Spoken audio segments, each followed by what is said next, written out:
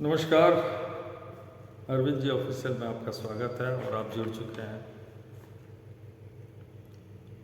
आपको आप देख रहे हैं, इसके लिए बहुत बहुत शुक्रिया। अपने दोस्तों और मित्रों को अगर अच्छा लगे तो ज़रूर फॉरवर्ड कीजिए। एक विषय अभी आया है जो हमने देखा है पाकिस्तान और पाकिस्तान के एक टीवी चैनल पर अब्दुल रज्जाक ने कुछ कहा, तो वो बहुत से लोगों ने कहा कि ऐश्वर्या जी को बहुत कुछ कहा, नहीं कहना चाहिए था वगैरह वगैरह, बहुत कुछ है। तो उस पर उन्होंने माफ़ी भी मांगी। बहुत लोग तो कुछ मैं साइकोलॉजिकल पॉइंट ऑफ व्यू से बात करना चाहूँगा। ये उम्र की बात भी इस पर आएगी। तो मैं एक्चुअली आपको कहना क्या चाह रहा हूँ वो पहले आप समझिए। उन्होंने क्या कहा पहले मैं ये कहता हूँ। अगर मैं ऐश्वर्या राय से शादी करूँ और एक नेक परहेज याद रखिए, नेक परहेज बच्चा पैदा हो जाए तो ये कभी नहीं हो सकता। ये स्टेटमेंट जिसके बारे में कोई भी आदमी चर्चा नहीं कर रहा है, कोई भी नहीं।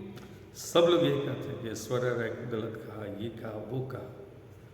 लेकिन एक छोटी सी चीज़ है, परंतु आपको मैं इस पर ध्यान आकर्षित करना चाहता हूँ। नेक बच्चा का अपोजिट क्या होता है? नेक बच्चा, नेक परहेज बोलते हैं। नेक परहेज एक उर्दू वर्ड है जिसका मतलब इंग्लिश में होता है नोबल एब्स्टिनेंस। अपोजिट ऑफ नेक, नेक का अपोजिट क्या हुआ? Opposite of good, that means bad, यानी बुरा। परहेज, अपोजिट ऑफ परहेज का मतलब हुआ मदहोश या नशा। तो नेक परहेज का मतलब क्या हुआ? बुरा और नशेड़ी, या यूं कहें कि वो मदहोश। आप ये कैलकुलेट करें। उस हिसाब से रज्जाक का ये कहना, और चूंकि उन्होंने कहा कि नेक बच्चा पैदा हो जाए ये कभी नहीं हो सकता, तो इसका मतलब हुआ कि बुरा और नशा या नशेड़ी बच्चा या मदहोशी बच्चा वो पैदा होगा। तो ये सिंपल सी बात नहीं लग रही है। यानी कि एक मुस्लिम लड़का एक हिंदू लड़की से, या एक हिंदू लड़का एक मुस्लिम लड़के से यदि शादी करता है और उससे जो बच्चा पैदा होता है, तो वो अब्दुल रज्जाक के स्टेटमेंट के अनुसार ये वो नशेड़ी और बुरा बच्चा पैदा होगा। आप सोचिए, मैं अब्दुल रज्जाक भाई, आपके स्टेटमेंट पर हम चाहते हैं कि एक रिसर्च, ठीक है। तो ये तो हुआ अब्दुल रज्जाक की बात जो उन्होंने कहा उस पर। अब आते हैं अब्दुल रज्जाक के विषय में। थोड़ा मैं विस्तार से बता दूँ कि अब्दुल रज्जाक जो है उसका जन्म हुआ था 2 दिसंबर 1979। उस हिसाब से एज उनका बनता है 43। और उनकी मिसेस का नाम है आयशा रज़ाक। आयशा याद रखिएगा, थोड़ा आयशा ऐश्वर्या मिलाइएगा। तो आयशा उनकी मिसेस है। और ऐश्वर्या जी की बर्थ डेट है, जन्म है 1 नवंबर 1973। 6 वर्ष उससे रज्जाक से वो बड़ी, 6 वर्ष की बड़ी। 1994 में ऐश्वर्या राय जो है वो मिस वर्ल्ड बनी।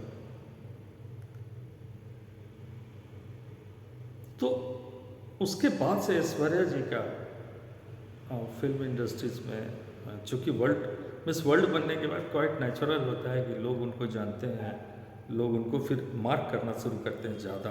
ऐसे वो पहले से वो काम कर रहे थे हिंदी और तमिल फिल्मों में भी। लेकिन जब आपको एक अचीवमेंट मिलता है कहीं ऊंचा, तो क्या होता है कि लोग उसको ज़्यादा जानते हैं, पहचानते हैं। ये सच्चाई है इस दुनिया की। तो ऐश्वर्या जी 1994 से 94 से लेकर के वो फिर 2000 के आसपास मैंने वो अच्छी अच्छी फिल्में उन्होंने की, और सुंदर तो हैं ही माशाल्लाह, अच्छा फिगर है, सारा कुछ है, अट्रैक्शंस है, जो कि होता है। तो उस समय मार्केबल चीज़ बता रहा हूँ, उस समय अब्दुल रज्जाक की उम्र सिर्फ 21 साल थी। जब ऐश्वर्या राय फिल्मों में उरूज पर थी, तो उस लड़के का जिसका नाम रज्जाक, अब्दुल रज्जाक है, उसकी उम्र सिर्फ और सिर्फ 21 साल थी। तो वो उम्र क्या होता है, फैंटेसी का उम्र होता है, फैंटेसी का उम्र होता है। 21 साल एक नौजवान बहुत कुछ सोचता है, उसको समझ में नहीं आता, उसको ज़िंदगी में हर एक आदमी के साथ है। अगर मैं उस उम्र से गुजर चुका हूँ, तो मैं भी या कोई भी ऐसा फैंटेसी में ही जीता है वो। तो फैंटेसी में फैंटेसी का जो अट्रैक्शन जो उन्होंने पाल लिया होगा, वो एक्चुअली वो बाहर आ गया। ये कभी कभी हो जाता है, बाय मिस्टेक हो या कुछ भी हो, तो ऐसा हो जाता है। तो मैं पर्सनली देखिए, ऐसा है ना कि एक 20 बरस से 24 बरस 25 बरस के बच्चे जो लड़के होता है, उसमें ये फैंटेसी होता है, वो एक अलग दुनिया में जीता है। तो उसके लिए कोई आइकॉन हो जाता है, कोई प्रेमिका हो जाती है, कोई कुछ भी हो जाता है, बहुत तरह की बात है। तो इसलिए मैं अब्दुल रज़ाक को मैं बहुत दोषी की बात तो नहीं, स्पीच ऑफ टंग वो जो है वो हो गया है।